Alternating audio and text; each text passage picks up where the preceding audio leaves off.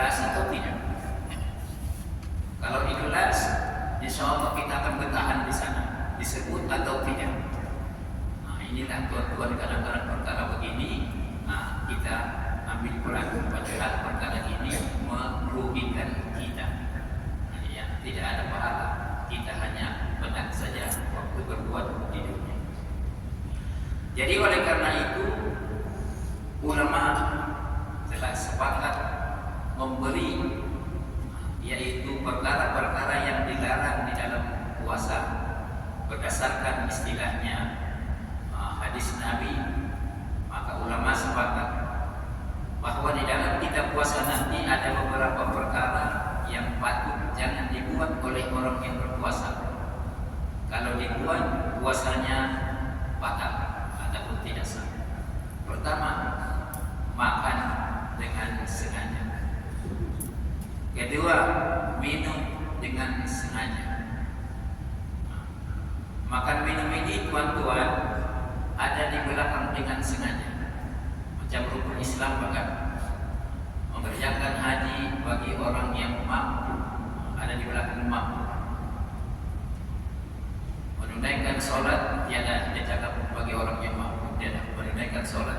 Sebab semua orang boleh buat sholat, tapi haji ada bagi orang yang mampu atau yang puasa. Makan minum ini pun diistilahkan, yaitu minum dengan sengaja batal. Adapun seandainya dia sedang puasa, minum tidak sengaja dengan arti kata lupa, maka itu tidak dikira batal. Nah, itu dia punya kelebihan, lupa ya. Cuma kadang-kadang kalau orang cerita, oh ya aku lupa tahu tadi, kenapa?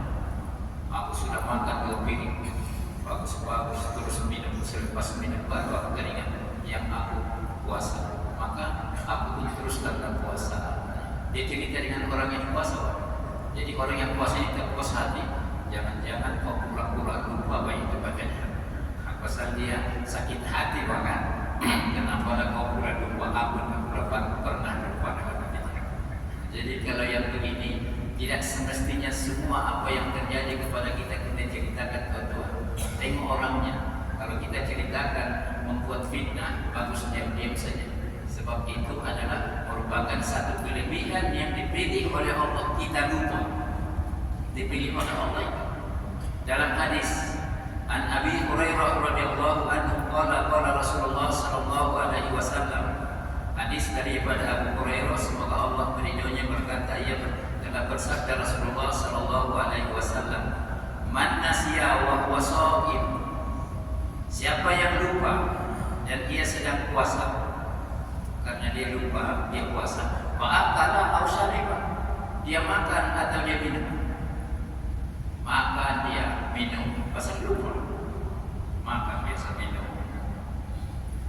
Falyutimma shaumah, selepas dia makan dan minum. Andai dia sudah siap makan minum baru dia ingat, nah ini cantik. Makan minum cantik dia sudah. Baru dengan puasa baik ini. Dapat. Falyutimma shaumah, teruskan puasa. Tuan-tuan, siapa yang makan minum, nah itu adalah pemberian daripada Allah. Teruskan puasa. Adapun yang kita makan atau minum, apa dia? Wa inna ma'at'amullahu wa saqahu, rawahul Muslim. Sesungguhnya Allah telah memberi kita makan dan minum. Jadi maknanya orang yang puasa lupa, dia makan ataupun minum atau kedua-duanya, sebetulnya itu sedekah Allah sama kita. Macam orang musafir begitu. Orang musafir Allah berikan kemudahan, yaitu jamak dan qasar. Dia pergi istilahnya perjalanan yang bermaksiat, pergi kuda umpama, maka di perjalanan dia boleh sembahyang zuhur dengan asar sekali. Dia kasih pendek lagi, zuhur 2, asar 2. Nanti waktu asar tak payah lagi sembahyang. Nah, ini namanya rukhsah, kemudahan yang diberikan oleh Allah. Jadi ini pun dalam puasa ada diberi oleh Allah. Diistilahkan macam sedekah daripada Allah kepada kita. Jadi oleh karena itu itu kalau kita umpamanya nanti dalam berpuasa kita lupa makan ataupun minum, maka teruskan saja puasa. Sebab sudah pernah terjadi waktu Nabi Shallallahu Alaihi Wasallam masih hidup lagi. Ya. Cuma tidak bagus pula kita minta, ya Allah kasihlah aku lupa makan dan minum bulan puasa, katanya itu tidak bagus lah. Ya. Macam disengaja-sengaja pula itu. Ya. Memang kita tidak ada rencana. Ya. Saya tuan-tuan pernah, saya diundang ceramah ke satu pejabat. Saya pergi time-nya. Begitu saya mau masuk, dia kata, Ustaz, jangan dulu masuk, ada lagi penceramah yang pertama di sana. Kita masuk bilik ini dulu, katanya. Sekali masuk bilik itu ada minuman, minum dulu, katanya. Saya pun minum, makan dulu, katanya. Ada banyak. Lepas itu pergi ceramah. Sudah ceramah, sudah pulang ceramah, singgah lagi, katanya. Singgah lagi tempat yang sama, minum dan makan, minum makan. Saya pun pulang. Setelah di rumah, saya layan anak saya mau makan tengah hari, mau diantar pergi sekolah agama petang. Baru saya teringat, saya ini puasa, tapi 2 kali sudah tadi minum. Dalam hatiku, ini baru seronok. Teringat setelah jauh banget. Kalau waktu minum, dasar juga itu. Ya, sedang makan, ada lagi makanan itu di mulut. Baik puasa ini, maka yang di mulut itu kita muntahkan.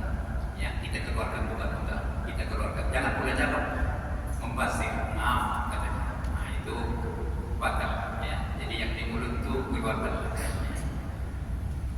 Itulah namanya lupa. Memang bukan disengaja lupa. Ya.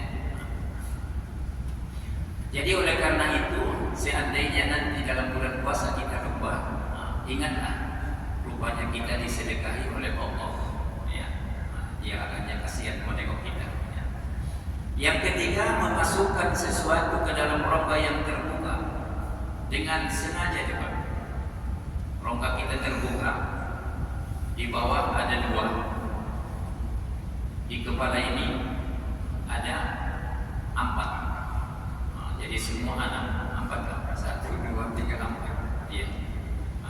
Tapi walaupun 4 ini dua-dua ini, mata 2, hidung 2. Iya. Mulut 1. Jadi semua rongga yang terbuka ini yang sedia ada ini, kalau kita masukkan sesuatu barang ada manfaat ataupun tidak, maka dikira batal. Kalau dia sudah dalam.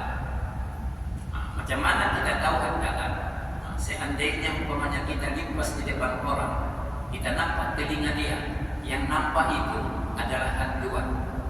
Had dalam itu yang kita buat begini, baru nampak, itu had dalam. Jadi pastinya kalau mau korek begini masih had luar. Tapi kalau kita ambil korek yang spesial tuh masuk dalam, itu sudah had dalam. Jadi maknanya walaupun dia kata tidak ada pun yang masuk apa-apa, dia batal. Karena dia adalah rongga yang sedia terbuka. Tapi seandainya kita masukkan juga ke dalam diri kita, bukan melalui rongga yang terbuka seperti injek, maka tidak batal.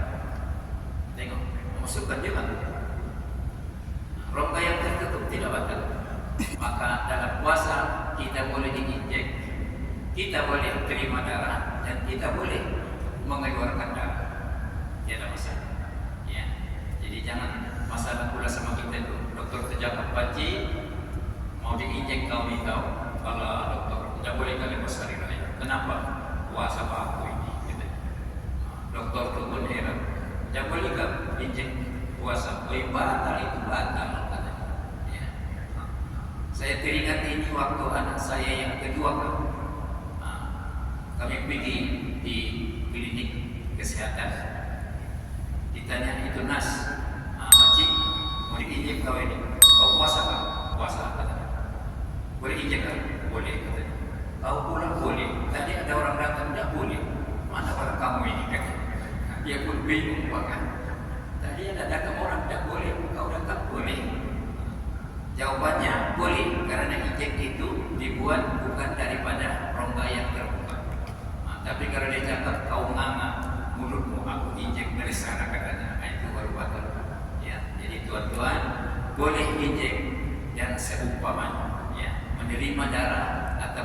mengeluarkan darah pun boleh.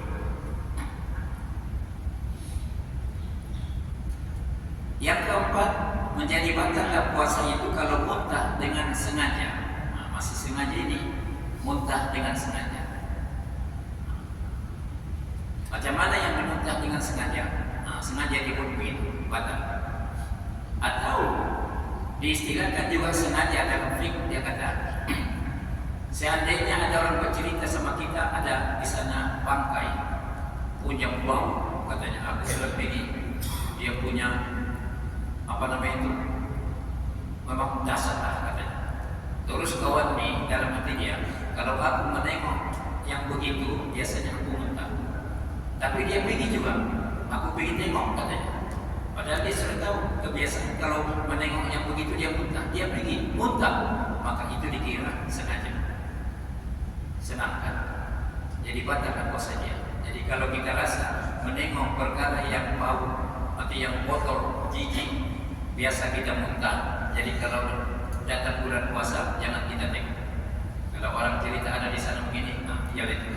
Kau dah pergi, aku takut muntah. Sebab aku biasa muntah. Maka kalau muntah nanti batal puasa kita. Ya. Yang kelima, mengeluarkan mani dengan sengaja. Masih ada sengaja, mengeluarkan mani dengan sengaja. Dikira juga sengaja, artinya dia buat hayal-hayal. Kita lelaki ini kalau datang kasatnya itu, dia hayal-hayal pun boleh keluar mani. Ya. Ataupun mungkin dia menengok gambar-gambar yang berjalan, nauzubillah, ya. Tapi ada sesuatu lah supaya macam mana keluar mani dia, maka menjadilah batal puasanya pada hari ini. Ada juga orang keluar mani tapi tidak sengaja. Apa dia? Dia tidur. Dalam tidur puasa bermimpi dia seolah-olah dia buat hubungan dengan perempuan, macam suami istri lah. Sekali dia bangun fasad, dan ada istilahnya air mani. Ini pun namanya keluar mani, tapi ini tidak sengaja, maka tidak batal. Jadi orang yang bermimpi tadi apa yang dia buat? Mandi wajib dan terus sembahyang. Jangan dicakap mana boleh mandi wajib. Kenapa? Puasa ini. Jadi kalau puasa mandi wajib batal katanya. Ini pun tidak ngambil. Mandi wajib kita basuh bagian luar. Yang batal itu bagian dalam. Hadisnya dari Aisyah. Aisyah menceritakan Rasulullah SAW pernah satu subuh, sudah masuk waktu subuh, Nabi sedang berjunub. Umur mukminin tahu itu.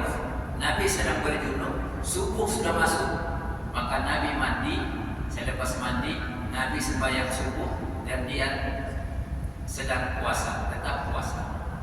Jadi daripada hadis ini boleh kita ambil kesimpulan bahwa orang yang puasa boleh mandi wajib.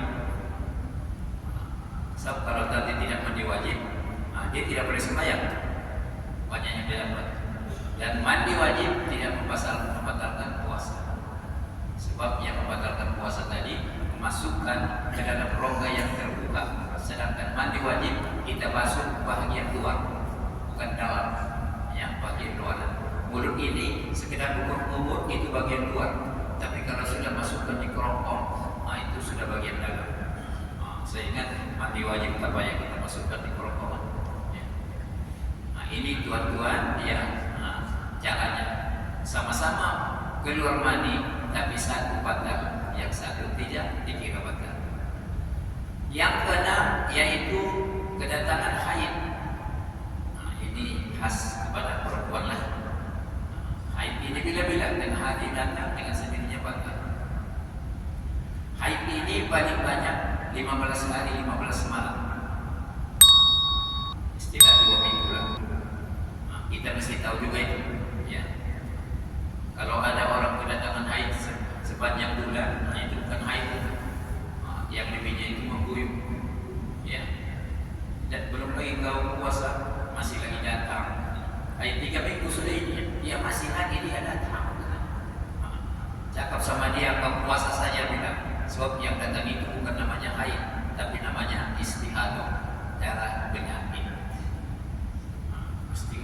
puasa itu. Ya. Jangan sorong-sorong saya tidak puasa. Puasa ini ada masalah dia buat apa dia?